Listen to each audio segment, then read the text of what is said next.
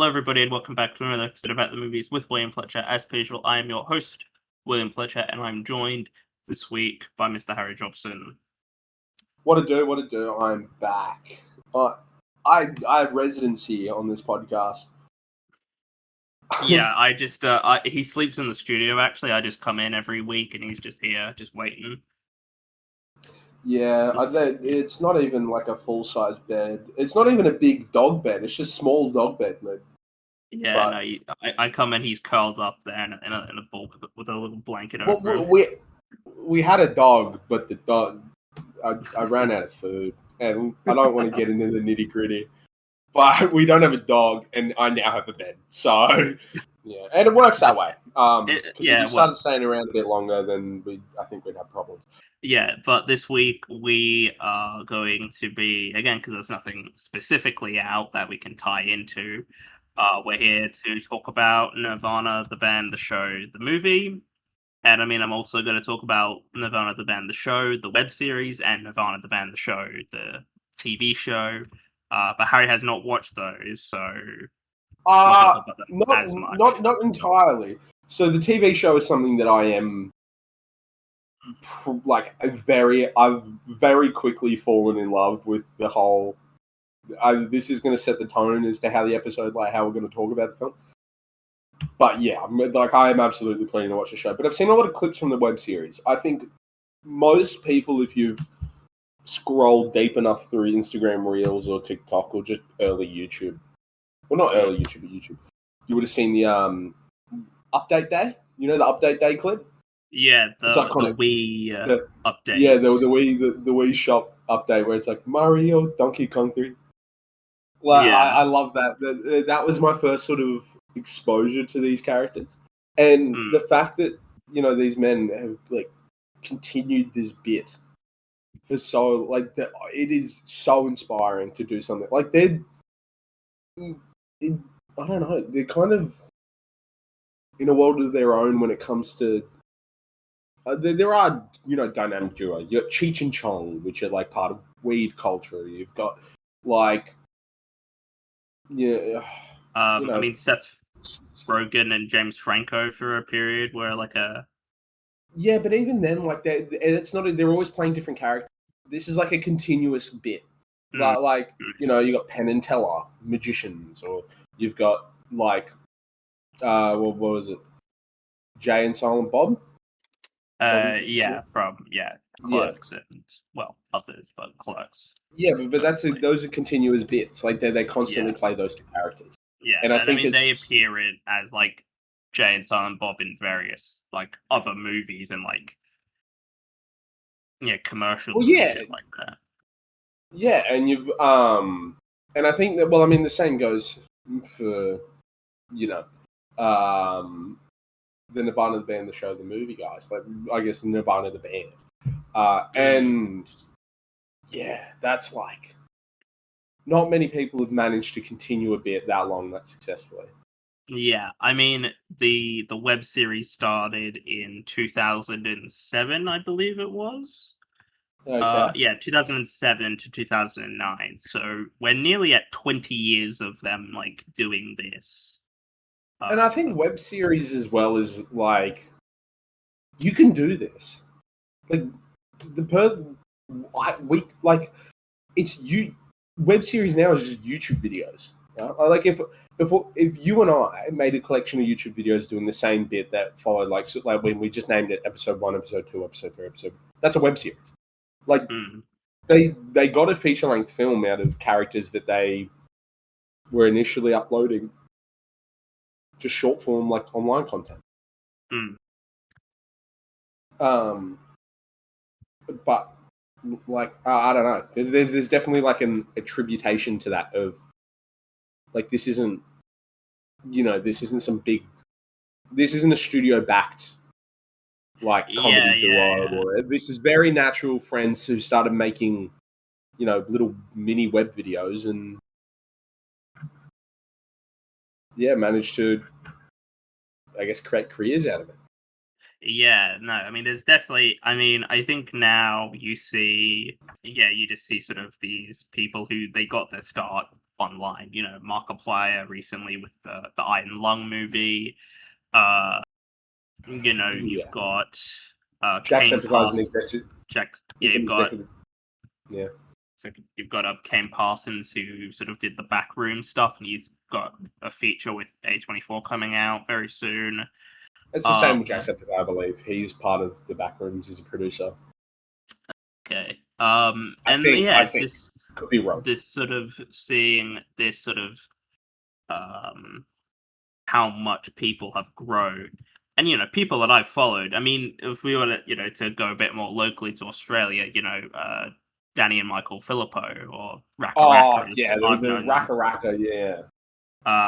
Who I've been following for well over 10 years by this point. I've been a fan of their stuff for however long, and so them being like getting films made, getting and having talks with big their last film released through A24, but they were going to do the Street Fighter movie that's coming out. They've but especially those two as well, because they were part of that era of YouTube that canceled, like the Filthy Frank, that's Maximo, like they're the late sort of the 2000s, cancel, early 2010s. and a lot of success came out of those like that era. Like you've got Max Mofo and Anything for Views that have a very successful web series, like Cold Ones. You've got and like Alcohol Company and all that sort of stuff. You've got Filthy Frank who went on to be Joji and do, I think, underratedly do Dracula Flow, which is probably the funniest thing ever. Yeah, I think that like you can then also look at Raka Raka and what they're doing, and the fact that they're out here should be winning awards like Academy Scope Awards for doing feature length films. I think it's I don't know. There just seems to be a lot of like every time you see a short form content, they're always pushing. Like it seems that the only way now is to break out is to do short form TikToks and push ads until you can grow a big enough fan base that you can start converting them over to longer form content. And even then, you'll lose 90%. And you see it happen so much where it's like, you can just start creating the bits that you want to create, and like if people like it, I don't know. I am like Nirvana the Band is a perfect example of that. It was two guys who liked a bit. I mean, before we talk about Nirvana the Band, the show, how do you feel about Nirvana, the Kurt Cobain band? I'm a fan. I'm a fan of Nirvana, in quotation, and then parentheses, the band. I think for me, I like Nirvana, but also a lot of it's a bit overplayed. And I say this as someone who likes Nirvana. I think they've got great songs and great albums, but they just get so overplayed. Yeah, as someone who works in retail, fuck yeah. Like,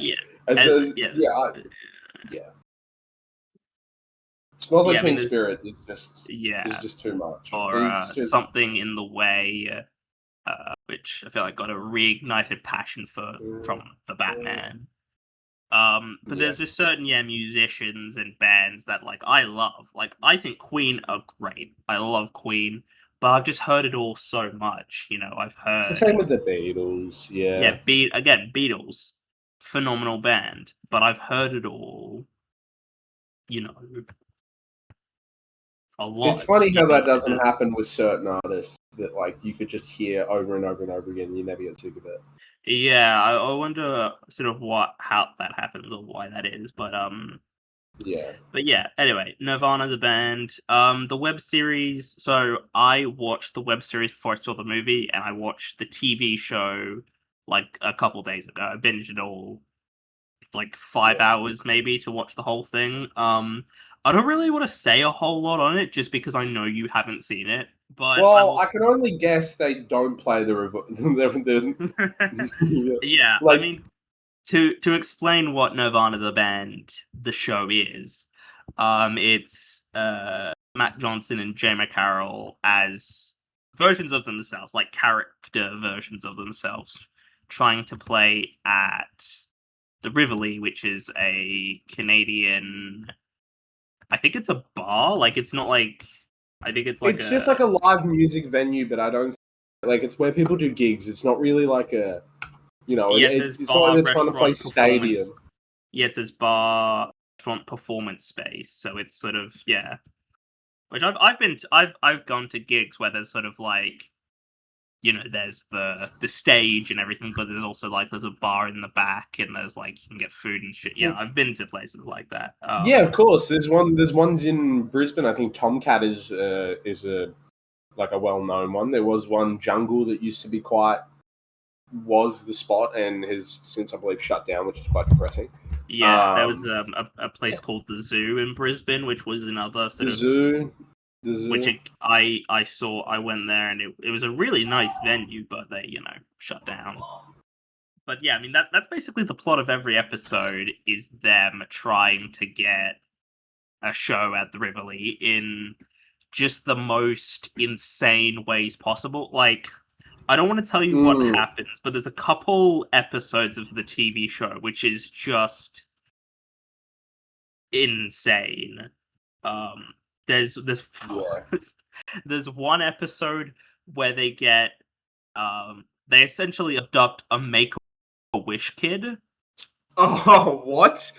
To convince him to use his one wish to get them a show at the Rivoli. Like they go into there's like a bit in the episode where I think where Matt he's just like saying, "Oh man, I just wish I could play at the Rivoli, man. I wish I had, one wish." And then he like looks directly to camera, and then it just cuts to them walking into a fucking children's hospital. And it's but that's what it's about, right? it's insane shit. That's probably my favorite episode, but there's some really great episodes. There's an episode that's all about Mark Wahlberg's Wahlburgers, which is really great. I was watching it. It's like, oh, there's a Wahlburgers episode that is like the running bears. They keep eating Wahlburgers. But I mean, I think it's a great show. It's like there's no like there's no bad episodes. Like it's just, and each episode also has like a the title, like the intro is a different like parody basically. So there's like one where the title intro is like The Walking Dead. There's one that's like Home Alone. There's one that does a Treehouse of Horror like parody. I love that. Like so each opening title sequence is the same, and they just use the music. And from my understanding, they don't have the money to pay for all this stuff, so they just use this music under the guise of like, oh, it's parody or whatever, so they can get it because it falls under like fair use, and like that's the argument they use, that like, oh, it falls under fair use because we're parodying it, so it's so they're able to get away with it. And I mean, as I'm sure you could tell in the film, they do a lot of like hidden camera type stuff where they interact with like real people who don't know it's all like a bit. There's there are certain moments where I was like, this can't be real, and they've said there's like stuff that like they have to script because it's illegal and dangerous. Like there's an episode where Matt is trying to buy like speed from someone, and he's just walking up to random people on the street being like, hey, do you have some speed? Like just walk up to random people. Yeah, and there's this one Christian guy he comes across who's like, oh yeah, no man, I used to be a drug addict. And he's like, oh cool, yeah, I'm just looking to buy some speed. And the guy's like, no, it's not good for you, man, don't do that. And Matt's just like, no, I'm gonna buy some, this isn't for me, I'm gonna drug my friend. Yeah, it's so good, and it's just, like I don't think I'm doing justice by explaining like these things. But I mean, I hope I can, but I probably can't. It's something that you need to watch because it's incredible. I think that I mean I think that I fell so in love. So I had the film initially recommended to me by a work friend. Oh no, by a friend, who was like, you should. I wanted to make the distinction. No, who is like, if you ever get the chance to see it, say it. Like absolutely. And they said themselves that they had not seen the show or the web series. Like they were familiar with who they were in the same context that I was. Like they've seen a couple clips, but wasn't directly familiar. And then, but was more so interested in the actual film's process. And then when I watched the film, I immediately just fell in love with like the bit. Yeah, I fell in love with both it, like Bird, and I just the whole to talk about the film. Yeah, and I will say Matt and Jay, they said like you don't need to watch the show to get this movie. And I mean, I've seen reviews beforehand of people being like, yeah, you don't need to see the show or anything to get this. So I watched the web series because it would be easy to get, because the web series, the episodes are like they get progressively longer, but the first few are like 10 minutes maybe, so it's not that difficult to get through it. And I want to say quickly before we move to get to the film properly, I did not come up with this term. Someone I know, he came up with the term cinema unawarite, which is to describe, we call cinematic concealism, but it's like how, you know how in Borat there's stuff where Sacha Baron Cohen is in character as Borat, talking to just like general people and like the public, you know, and they don't know it's like a bit, they don't know he's a character. Yeah, using sort of unscripted environments. Yeah, so that's cinema unawarite, as this person I know has claimed it, and I would say that, and that's what this is. The movie and the show and the web series are all unscripted, but which is something like, well, that's something that their characters have like structured stories, but they don't. But like the environment itself is unscripted. Yeah, like they know what they're gonna do, but they don't know how other people are going to react to it. And I mean, I saw an interview with Jay and Matt where they basically said, we don't really script it. It's all kind of just improv. Like, we know what we're gonna do and how we're gonna and what we want to do, but we don't have like a script of like, oh, we're gonna say this.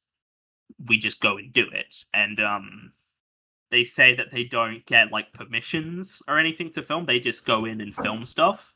And they're just like, well, it's easier to ask for forgiveness than permission. So they just go in and just film shit. Very much a choice, but I think it works. Well, can I actually say that that's something that I'm a big fan of, and like I'm a fan of a lot of Sacha Baron Cohen's stuff, largely because of and I've always maintained about how he's able to produce such high quality filmmaking within an unpredictable environment. Like we should really do audience. Borat and Bruno and stuff on the show at some point. Yeah, Ali G is the best one, but because I'd love to revisit some of that stuff and see how it worked, if it still holds up for me.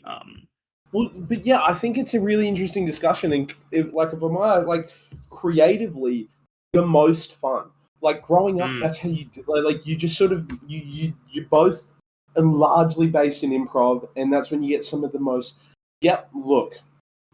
The reason that films and comedy is structured the way it has been is because we used to have to operate on film, which means that you only had a certain amount of film to actually do. So you had to get the takes right, and it had to be pretty strictly scripted, and there wasn't room for improv. And then when we switched to digital, there instantly became room for improv, and some people broke away and really ran with that, like Sacha Baron Cohen and like Nirvana the Band. But it takes one. I don't think it's something that is still like look. There's a lot of like online content. You've got what do you call it? Impractical Jokers within the sense, and that sort of whole subgenre of like prank comedy or public humiliation. But I think that the whole creating a structured, storied film within an environment that isn't scripted, you create like typically some of your best work. Is it way longer in the editing room? Yeah, it's going to be way longer. Oh yeah. The editors make the film, and that's what they've said about this film. The editors did, and we'll get into that in a second. But it's like, I think it is so well done the way they execute it, especially in the film.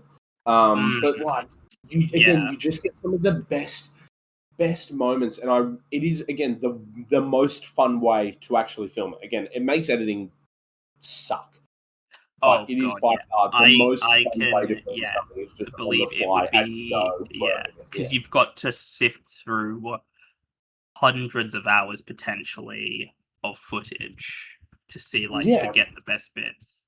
But like it always just ends up being the most fun, and when you there's undeniable chemistry on screen. It creates an environment that really gets the viewer engaged, and they buy into it.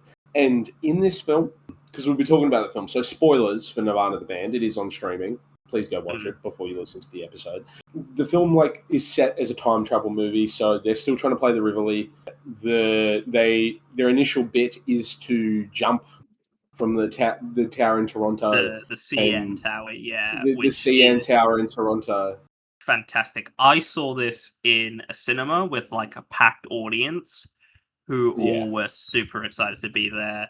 And before the movie started, there was a bit where Jay and Matt came a sort of spoken piece. They came up beforehand, and they gave us actually at the screening. They gave us a poster of a poster, and they gave us a bunch of stickers that said "Thank your lucky star," or "I thank my lucky stars I saw Nirvana the Band show the movie in cinemas," or something like that.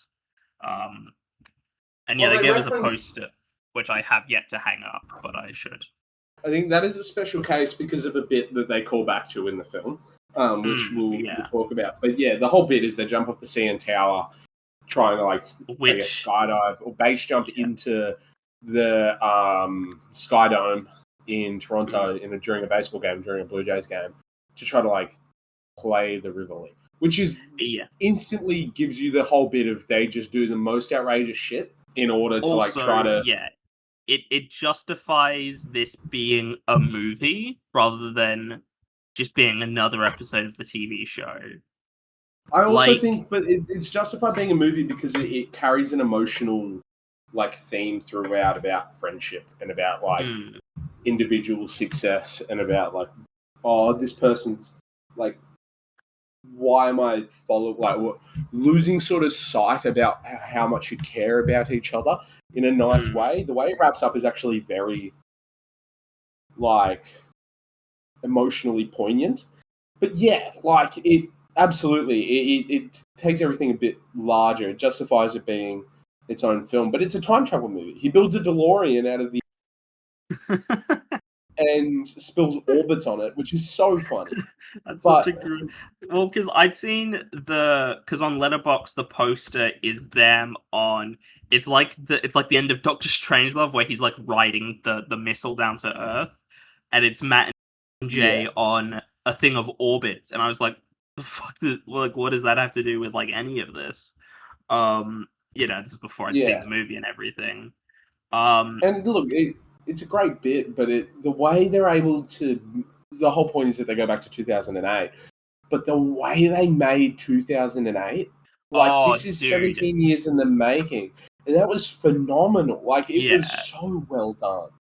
Yeah, it's there's so many great bits when they go back to 2008. There's the scene where there's a tour bus and they've got the Black Eyed Peas song before it was Let's Get It Started, which I was just oh, that's such a great bit.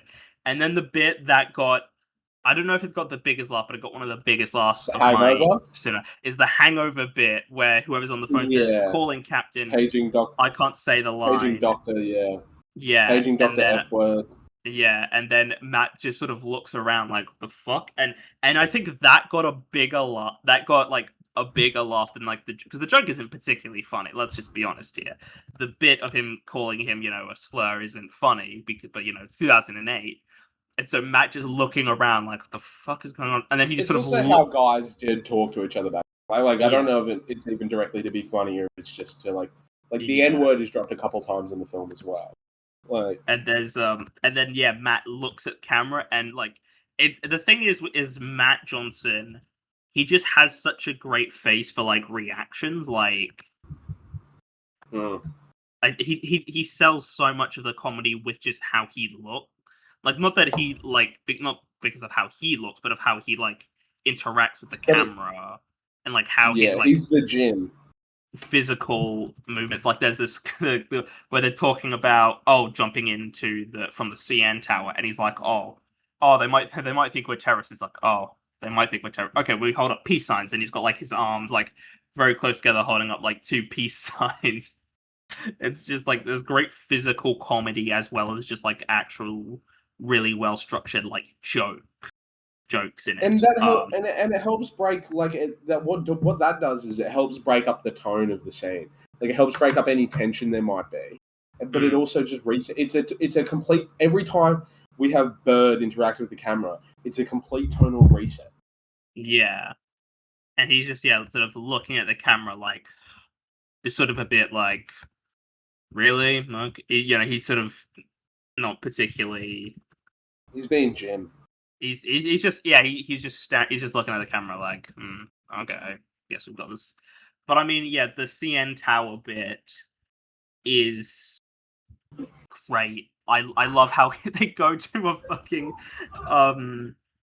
like supply store beforehand to buy pliers, and they're just asking this fucking random worker like, hey, so what would be like the best like one of these to cut through wires, and the guy's like, harness wire. Yeah, and he's just like, oh well, and he's like, and they're like, okay, so you say this one, and he's like, no, man, and then he goes to like shake his hand or whatever. He's like, nah, I'm not. I don't feel good about this. He's like, I'm a staunch libertarian, so you're allowed to do whatever you want, but like, no, don't do it. But like, you're a free man, you can do whatever you want, but like, don't. Yeah, and there's that. There's the guy who just comes up like in the middle of the conversation. He's like, "Oh, where's the drywall compound?" And then it's just because filming with the public, you're just gonna get you can't script those reactions. They're just so good. Well, you know the one thing that really got me, like the one thing that got me that I was like genuinely blown away by was, and not blown away by in the sense where it was like, oh my god, I've never seen anything like that, but in a similar way of like, wow, what sort of like, even though it's unscripted, what sort of like thinking ahead can bring, was when he goes up to the woman and like he asks her if it's the entrance, and then when they go back when they go back in time again later in the film, he asks her, he's like, hey, I remember you, and then she's like, oh, and he's like, oh, you haven't met me yet, yeah, and it's like you remember that, but it's genuine reactions both times, like, and it's the same woman, and she's wearing the headset, and it's like, he would have had to film the second reaction, like the you haven't met me yet. He obviously has to film first. And then second he has to come up and ask her where the entrance is. Yeah. I mean, there's so many great... Yeah. There's an episode of the show, in fact, where Jay is playing with... he's like doing stuff like devil sticks. Like it's like sort of the cold open of the episode. He's playing with devil sticks. And then there's someone who just walks by and makes fun of him for that. And then, like, that's the basis for the rest of the episode, is him, like, so I presume he was just out, like, playing with, like, doing something with devil sticks. Maybe hoping that someone would come up and, like, make fun of him for it. Because they, like, blur that person's face out and everything, so I presume that, like... and then, he gets made fun of, and that becomes, like, the whole point of the episode. A big part of the episode, but I think that it's just there's so many great... I mean, again, like when the CN Tower, when he's trying to sneak in the pliers, and then the fucking security guard's like, why do you just have like pliers? And he's like, oh yeah, I use them to like cut my pants, because he's got like like those pants with like the holes in them or whatever. I love that they don't question the huge parachutes on their backs either. Yeah, no, they don't question, because it's very noticeable too. Like Jay's got his jacket on, and there's this giant fucking lump in the back of his fucking jacket. Yeah, because they're wearing suits. Yeah, they're just wearing suits, and then they go up to the CN Tower, which I did think, like, there's no way they actually jumped off the CN Tower, because that, like, I can believe it. Everything else they did except for the actual jump off the tower, and But yeah, I mean, they do the time travel stuff, and that's great. And just like the way they establish that it's 2008 is great. There's like the Got The Milk Bill Cosby, campaign, the Bill the Bill Cosby paper. there's the Bill Cosby, and that's such a great misdirect as well, is because you see Bill Cosby, and then they're in the corner. It says like, "Oh, Adele playing at the Rivoli or whatever," and I'm like, "What the Yeah. fuck?" I was like, "That's Yeah, I love a that they great." don't check the date either. They like because the first thing you see is like someone realizes what date it is because they check the newspaper. But it's like no, Yeah, they're just like, what the fuck? Adele's playing like yeah, Adele's playing, which is crazy, by the way. That like, how old? Because Adele's 37, so she would have been like 19. A one bit I absolutely love, and I mean, this film is heavily parodying Back to the Future. Like, yeah. there's the Back to the Future music in there. Well, that's what I wanted to talk about is when he There's the says that flux capacitor. when he says this movie is going to be an absolute copyright nightmare. He said, if you're watching this in cinemas, you're probably watching the only screening ever. So congratulations. And I'm assuming that's why you got the spoken word and everything. It's calling I back to that one bit he looks at camera and says in the film. Yeah. And I think it's interesting how they do it. Well, because Jay McCarroll, he does the music for like all of Matt Johnson's films. Like Yeah. he's a composer really, and so he's done. So I presume he would do the music for the film, and because I guess it's under like parody or whatever, it's like fine, they can get away with it because of the fair use. Which is basically their argument of like, well, this is all parody, so we can get away with it. Um, which I think is fair to just because I mean it is parody. They're not lying about that. Yeah. But yeah, no, they do. I mean, yeah, there's the flux capacitor, time circuits. There's the same with as like the day, the month, the year, and like the time and everything.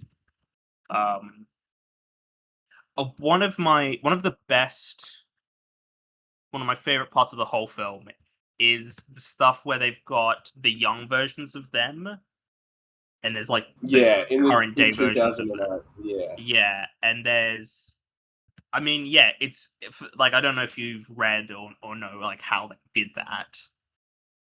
Yeah. Well, essentially, it was largely like the directors, no, the editors, sorry, that like structured that told them what film scenes to film because they had all of this footage from so long ago.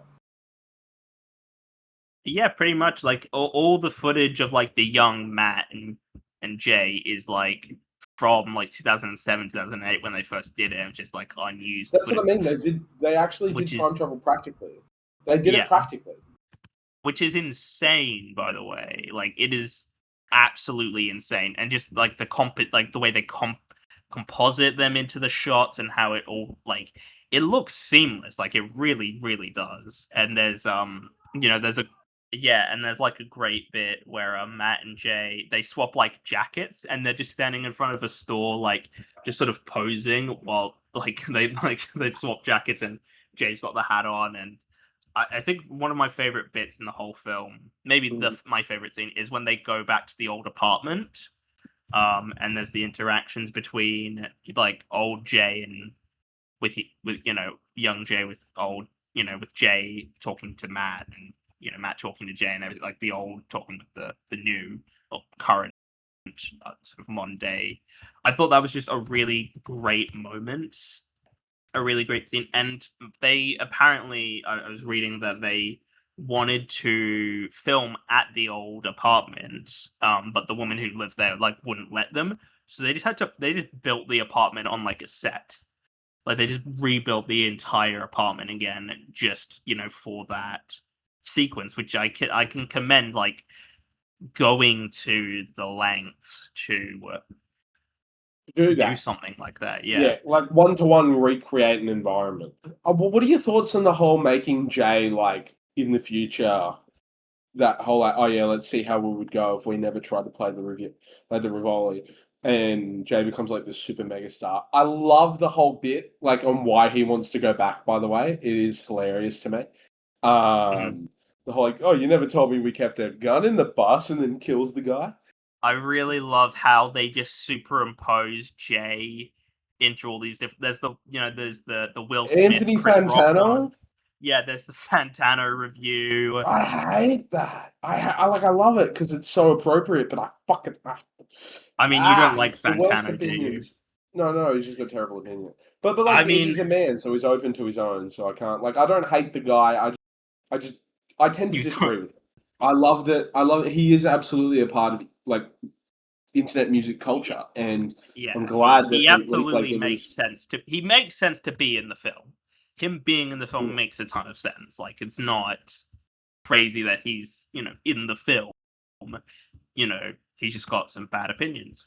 Um, yeah, but yeah, I love the one where it's Jay at the Oscars with the Will Smith slap. I thought that was a great bit.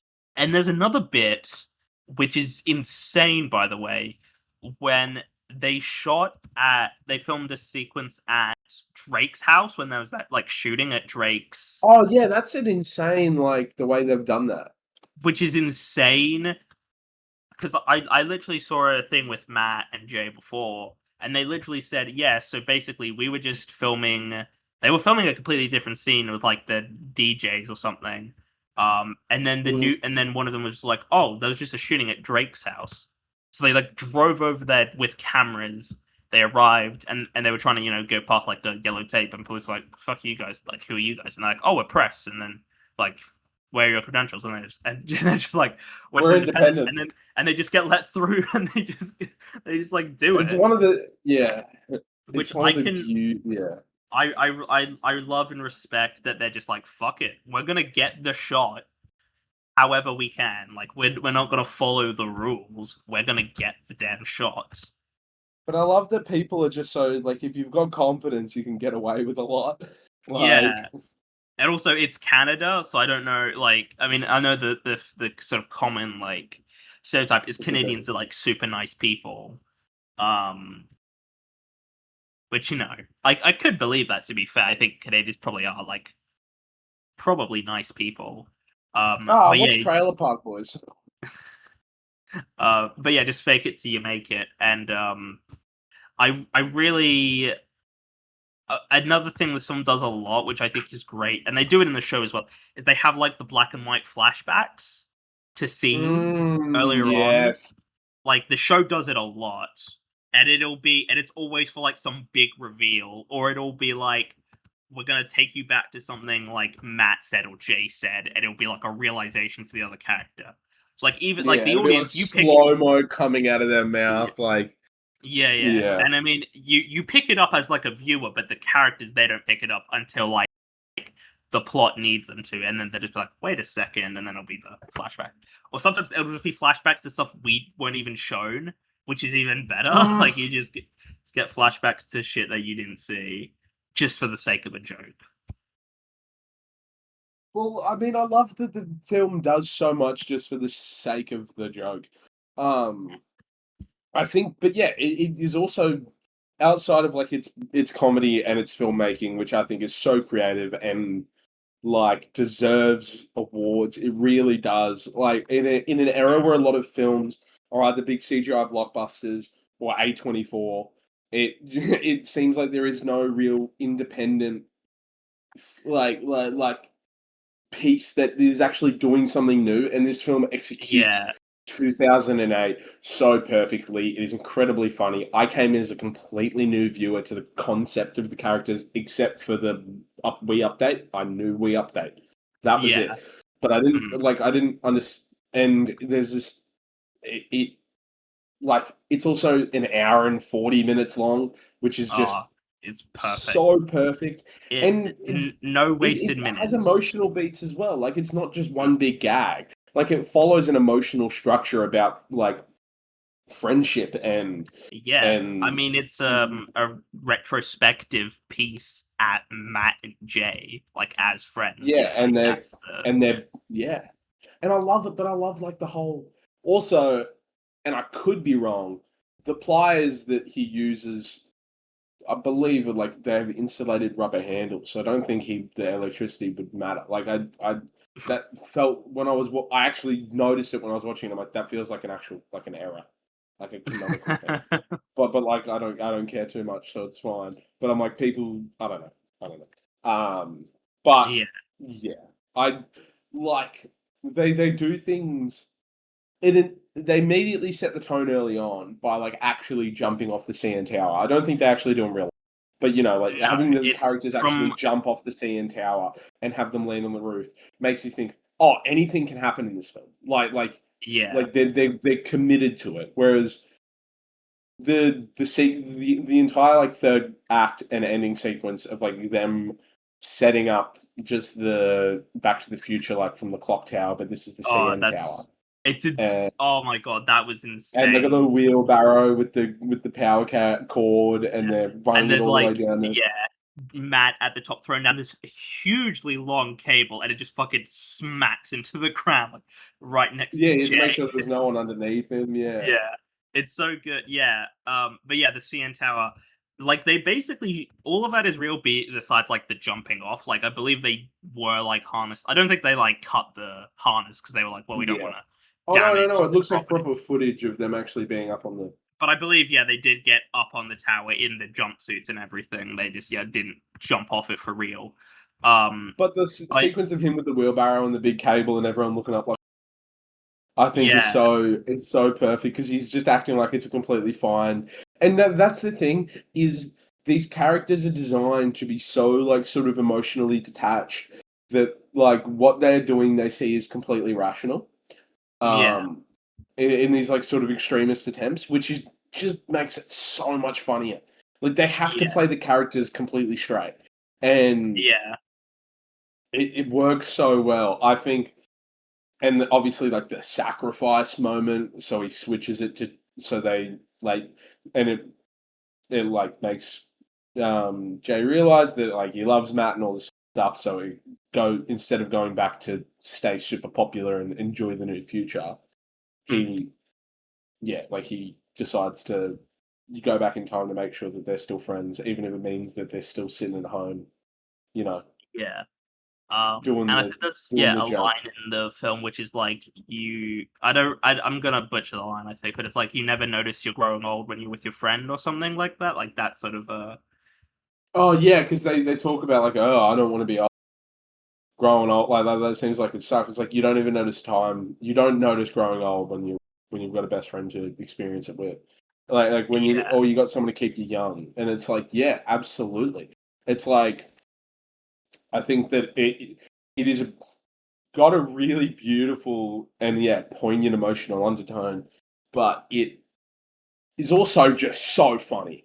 it's It so good. like Yeah, there's so many great. Another bit in the CN Tower because this film, like every scene is just packed with so many fucking jokes. Like there's definitely some we're forgetting, but I love how when they jump off, they're mic'd up and the mics keep cutting out, so it's just you just oh hear my yelling god, and that then is my goes silence, favorite bit. and it's Yeah, it's so like ah and then it goes ah. ah like they yeah. I just turned my mic on and off, so but Yeah, they've got the yeah, and then they like yeah they land on the roof, and then there's just yeah like when they're setting up the rope, and Matt and Jay are just like they're walking through the streets with this massive long fucking rope that they're just going with, and then you know Jay like Matt's at the top because again like in Back to the Future there's that bit right near the end where the cable gets yeah, stuck and it doesn't get they can't get it falls out and it becomes unplugged, and then there's a like a big a car chase, like a bunch of police cars in just the middle of the street. Yeah, it's a fucking a great film. Like it's unbelievable. It's like the fact that a film like this exists is insane. Like this is a film that I yeah. truly cannot believe actually exists. And I saw an interview with Matt and Jay, and they basically said this is like a film that like shouldn't exist. Like the fact that they were able to make this is insane. They made it with I believe Telefilm is the company. Um like that's how they were able to get this made. And also, Matt did you see the film Blackberry? Yeah, well, yeah, with Glenn Howerton and And Jay Baruchel, yeah.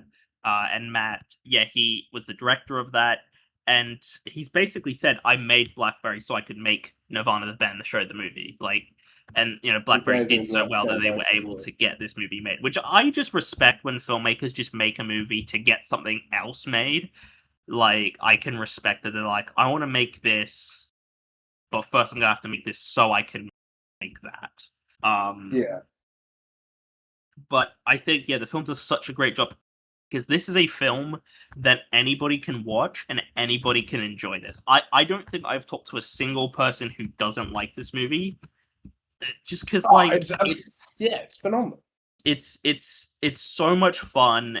If you genuinely, if someone is able to watch this movie and say they didn't find it funny, I don't know what is wrong with that person, because it's impossible to watch this film and not find it funny. And look, I like seeing this in a cinema with a packed audience helps. It does. It's not that it is the be all and end all, but it definitely helps. But I genuinely think, and you can watch this by itself, and you can never have a bad time watching this. Just because it's just gag after gag after gag. It is continuously funny. There's no jokes that I remember thinking oh, that wasn't that great. There's no jokes that fail to land. It all lands. It's just an incredibly funny film, and I it's in this current age, this film existing and being so big, it only had from what I'm reading, it had a $2 million budget and it made $4 million, and I'm that's pretty good for a film like this. I really think it'll find its niche on streaming, and that's just because it wasn't box office available. Whereas I think in streaming, it's similar to when films went digital back in the day. When you look at Hot Rod is a really good example of a cult comedy that found its place as a digital release. But I think that's one that my head always goes to as an example of a cult comedy that is actually great but didn't really receive any success until its digital release. And it's going to be the same for this film. I think once people get a chance to see it in their own homes, or someone tells them about it. This is going to be arguably it already is a cult classic. I know it is one of the funniest films I've seen in a very. And it's I genuinely am this is going to be a cult classic for forever. Genuinely, this is just going to be that film that every people just discover over however long, and will just love the film. People will love it. Absolutely, it's going to be a cult classic that people will love for years to come. I'm happy to chuck a rating on it. Yeah, I'm trying to think if there's anything else I wanted to touch on. I was, well, we can talk about this after we've put the rating on it. I just think, this is what a comedy should be. This is what comedy should be. Because it's not going for edgy, shock humor. It's not doing any of that bullshit. It's not trying to be offensive, quote unquote. It's just trying to be funny. And it doesn't even feel like trying. It just is funny. It's just a gag a minute. It's man, how can they, it's oh, I feel you feel like you've seen it all, and then they just boom, they hit you with something else, and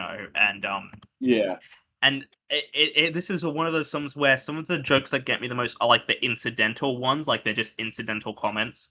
There's one where Matt, he's on the bus, and he's oh, I'm Teen Wolf, and he's pretending to surf like Teen Wolf, and that's just really funny because it's not even a particularly clever joke, but it's just and I love jokes like that where they're not particularly clever jokes. They're not really like particularly well crafted. It's just someone saying something, just an off, like out of nowhere comment that's just funny, which I really appreciate.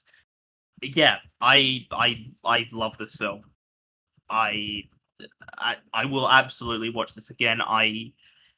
When I can, I will be buying this on Blu-ray. I will own this movie because Oh yeah, absolutely. this is the kind of movie where I'm like, I want to show people this movie. That's the thing. Like, this is a movie I want everyone in my life to see.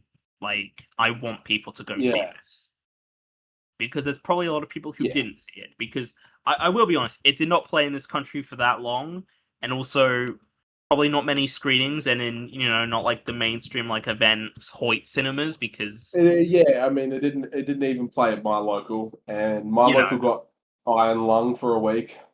Yeah, and I mean, again, this is like a small Canadian. This is a Canadian. It's a very small. Well, I say small. It's a very high concept, big film, but it's like it Yeah, was made. It had like a $2 million budget, it's presumably because independent. they didn't pay for anything. It's Yeah, they didn't pay to shoot anywhere. They didn't pay for royalties for any of the music. Like they didn't. So that's probably why they probably were like able to hire do it. actors. Yeah, Yeah, to they do had it like so the people like in the future who like played their posses, and that was it. yeah. Like it And that's wasn't. pretty much it, yeah, Um, because and it's the set, like the cameraman they like call attention to like it's the same cameraman who was there when they did the web series. yeah, Matt and Jay, obviously, the editors. I presume a lot yeah, of the like crew are like just the people who've been doing this since they did the web series. Who did the editing and who did the mm. um, but yeah, I love this film. I think it's one of the funniest films I've seen in recent times. I I love have it to to agree. pieces. Do you It's have anyone? Yeah. I Because love this I, film. I I truly agree. Like it is genuinely one of the funnier films. I absolutely love it. I can't wait to watch the web series and the TV series. It's something I'm avidly excited to start. Um, and yeah, like if I was to chuck a rating on it, honestly, it's a 9. It's all. Honestly, William, it's almost a 10 out of 10. Like there is, I can't really find much fault with it. It's paced incredibly well. It's funny. It has emotional beats. It does time travel in a way that's almost completely like for a structured comedy. I'm struggling to find an argument of why it's not a 10 out of 10. I almost can't. Um, It's almost a 10 out of 10. yeah. Um, I will before I give a rating on the movie. I'll just quickly, for the web, I'd give the web series a 7 out of 10. Oh Um, yes, yeah, it's very raw. It's very unpolished, but I can appreciate that because this is early days of that's what a web series is. yeah, and I can't be too harsh on it because it's like they still have some really great like plans that they come up with. But it's a 2007 web series. You can't be too harsh on it.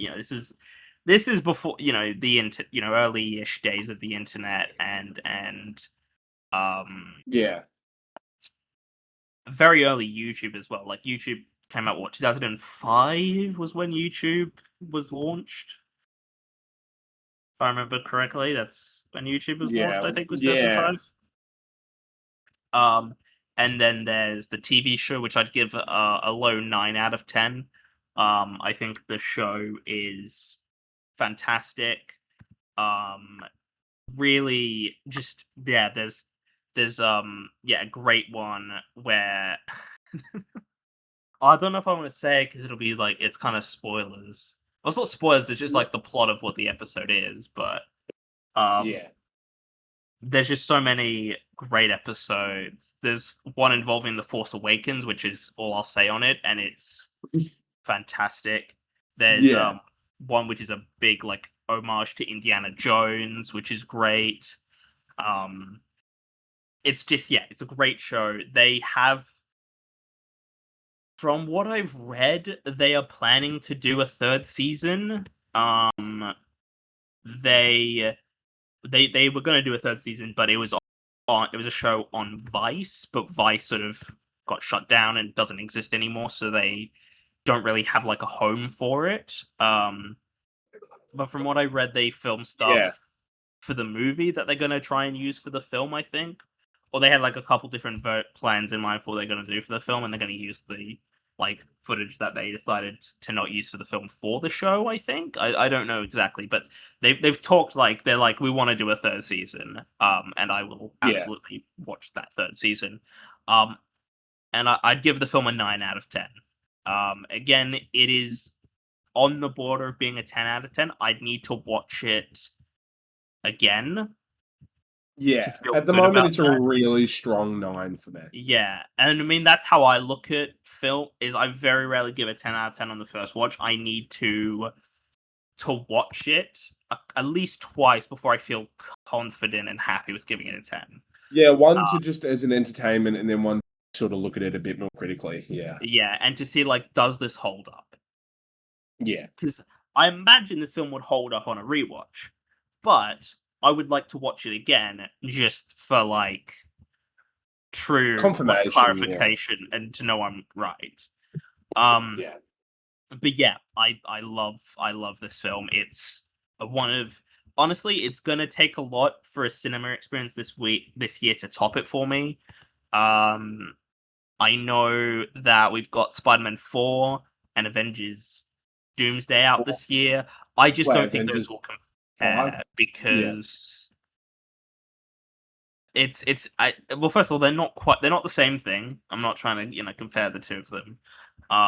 Because this as like a comedy is like, not that it doesn't work like by itself, but if you see this with an audience, that will just make you love it like even more. Whereas like the thing with Spider-Man and Avengers more so, but not to say that Spider-Man wouldn't have this. It's just this thing of like I think the thing with Avengers and Spider-Man is I'm just kind of done with Marvel. Yeah, Like I don't really care as much anymore. And look, I might love those movies. I might think those are great movies. And I'd love them. I want them to be good. I will.